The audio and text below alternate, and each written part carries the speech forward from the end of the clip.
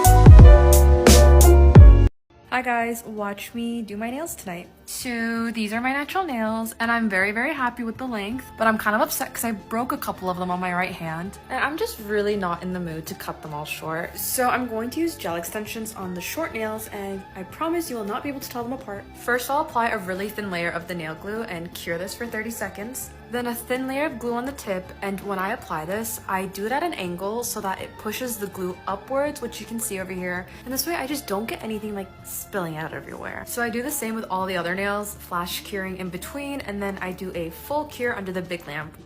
Now they're looking really good. Obviously, I just need them a little bit shorter. Guys, my cat is always passed out on my laptop. I literally can't with him. His face is so cute. Okay, so now I'm gonna clip them short and use a file to shape them. Shove Leo to the side because I don't want dust getting all over him. And I'll go over all the extensions with the nail drill just to texturize the surface a bit so the polish doesn't peel and to thin them out a little bit because I want them, you know, to look more natural. And now for the design. My absolute favorite nude for any design is OPI's Put It in Neutral. I like to apply 2 layers of this, curing in between. Okay, and I know it's still summer, but I'm just in the mood for fall nails right now. So I wanted to do a dark blue design. And I have these 2 blues that are both super pretty, but I wanted a color in between because I'm just annoying. I'm just mixing a little bit of both to get the exact shade that I wanted. And I found a design on Pinterest that I wanted to recreate, so I'm using my liner brush to paint the swirls. Afterwards, I will apply a layer of top coat and cure that for another minute. And guys, I feel like if I were to show someone my hand right now, they'd have no idea I have gel extensions on. You literally can't tell them apart from my natural nails. They look so good.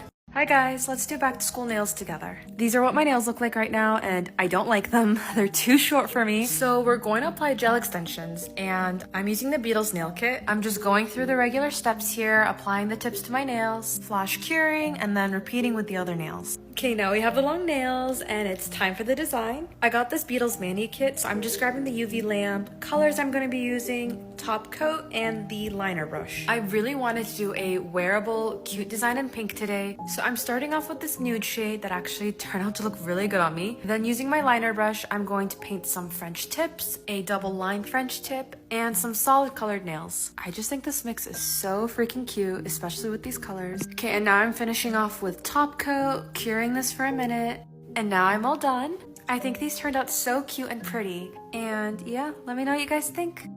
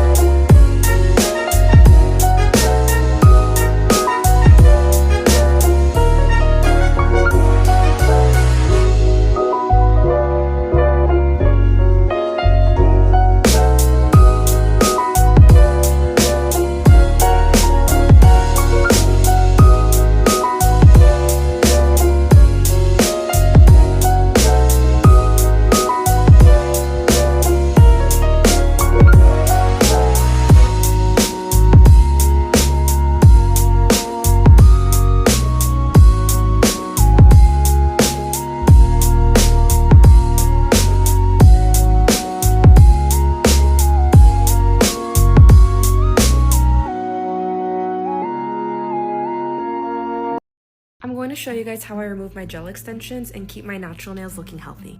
First, I'm going to clip the tips of the extensions, making sure not to get at my natural nails. Then I'm going to drill off the colored layers of gel until I hit the clear part of the extension, and this is to thin it out and let the acetone properly soak through and break down the gel.